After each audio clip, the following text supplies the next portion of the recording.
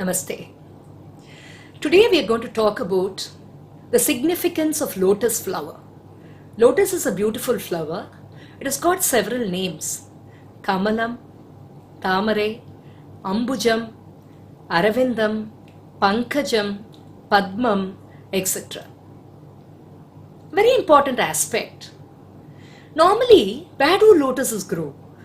Lotus grows in places which are not so clean. You can find them in ponds which are very much dirty and full of mud. But still, the lotus remains clean. It is able to come out clean. We normally say fishing in troubled waters. Similarly, even though it goes through so much of trauma because of the place it is in, it is unaffected. It shows the purity of the lotus, and also it is a symbol of something which is very neat and nice.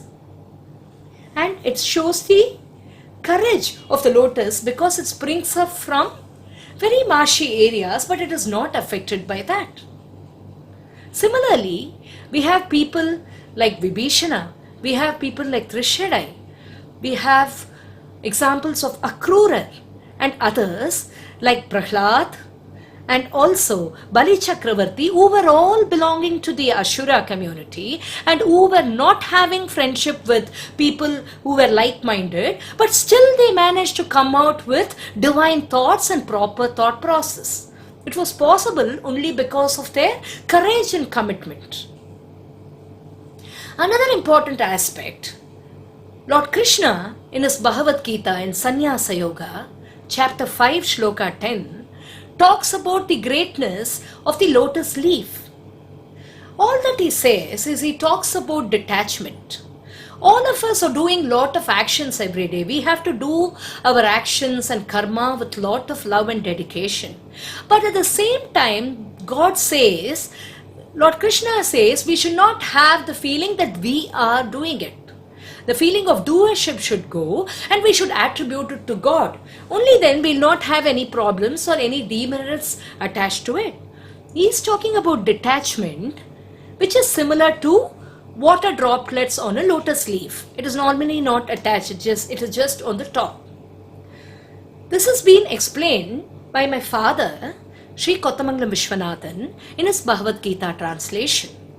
Pannum karumangal anettayum பிரம்மம் தனையே சார்ந்ததுவாய் எண்ணிய பற்றின்றி புரிபவனை கமல இலை நீரென பாவம் பற்றாது. There is a type of lotus called Brahma Kamal which grows in places like Uttarakhand, and it is being offered to God in Badrinath, Kedarnath and such kshetras. Poigai Alvar was born in a lotus bud in a place near Kanchipuram. Lotuses are being used by several religions. People worship lotus in Tibet, in China and other places, and also in India because it's our national flower. See, we have the Padma Shri, Padma Vibhushan and other awards in its name, maybe because of the importance and sanctity of the lotus flower.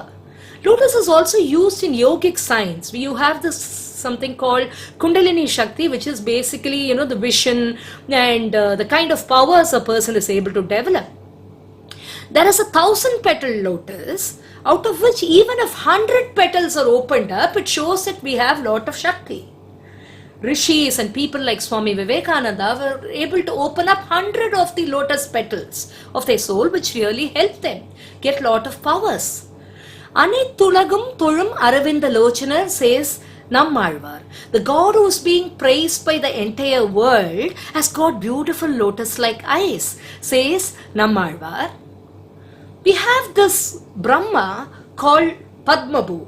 The first Brahma is Virinji and the second Brahma is called Padmabhu, who is basically Padmanabha's son of Vishnu, because he is born from the navel of Vishnu and he sits on a lotus. Tyaha Brahmam says Kamal about it because Brahma sits on the lotus. Lotus is a beautiful flower on which Brahma is seated. There are some pasurams which say that Brahma is basically the person seated on the lotus. That is how it is being described. we have Trivikrama who raised his big foot.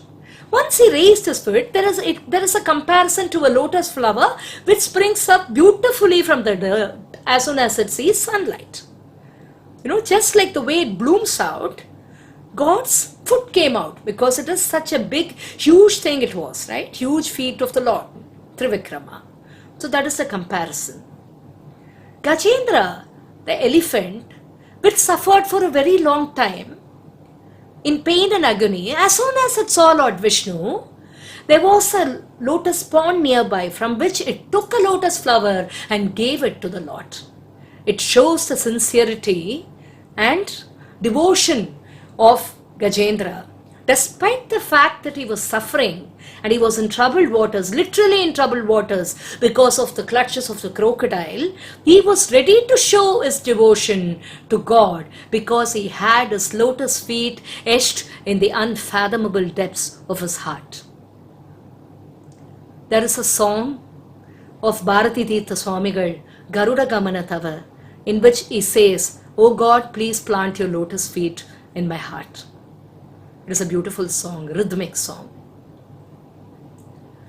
Kannum Kamalam Kamalame Kaithalum. They say about Lord Vishnu, your eyes are like lotus, your hands are like lotus, your legs are like lotus. So there is a comparison. The entire body is like lotus because it is beautiful and something which is different and unique. Lotus being a very unique flower. Tamare malarhalittu iranji taal tamare adivom. It means that we prostrate before the lotus feet of the Lord by offering lotus flowers. Lotus to lotus. That is the beauty. Kamala Jatala is a song with reference to the lotus. Padmanabha is basically the mudra of Swadi Thirunal, a great composer. Ambujotbhava Vinudam in the song Venkadachala Nilayam. Like that, there are so many songs which talk about the importance of the Lord and the comparison with lotus. Rama was called the lotus forest because his eyes were like lotus, his hands were like lotus, and his foot was also like lotus. Rama's mother Kaikeyi calls him and tells him that he has to go for 14 years. He has to leave the country, he cannot become the king, and he has to go to the forest for 14 years.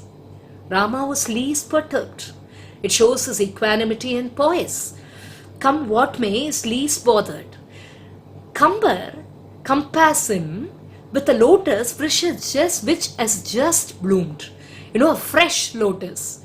His face was like that because there was no worry or no change of expression.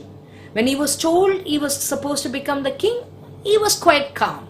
Similarly, when he is denied the kingdom, he is quite calm. When he asked to go to the forest, he is calm. It shows his equanimity and his wonderful nature as the king of Ayodhya.